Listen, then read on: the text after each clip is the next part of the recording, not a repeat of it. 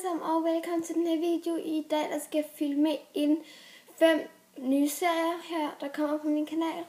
Så ja, lad os bare se, at komme i gang.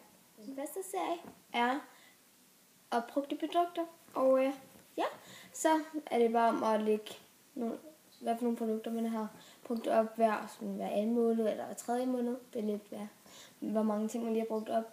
Men ja, den kan man i hvert fald få op. Nummer 2 ting, det er, at der kommer favoritter, og det er for eksempel februarfavoritter, martsfavoritter, majfavoritter, decemberfavoritter og alle dem der.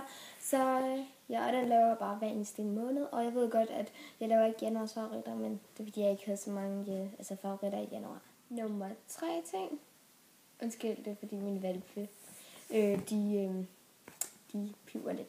Men nummer 3 ting, det er, at jeg laver en serie, der hedder Karolines Køkken, og det er bare, at jeg laver en hel masse om retter, for eksempel morgenmad, frokost, aftensmad, snacks og lidt forskelligt. Og ja. Den 4. ting, det er, at der kommer anmeldelse på nogle ting, for eksempel produkter, make-up og lidt forskellige hudpleje og sådan noget, og hårpleje. Og ja, jeg synes altid bare, det er ret fedt at få at vide, om tingene er godt, om man skal købe det, eller man ikke skal købe det.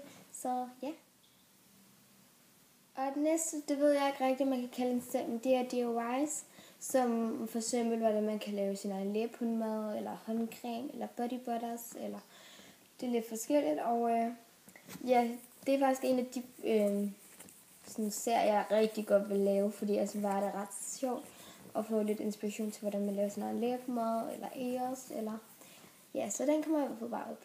Det var det, den her video skulle handle om, så vi ses egentlig bare i min næste video. Hej hej. Fraklip. Nummer 2 ting, det er, at det er, det var den her video, det skulle handle om. What the,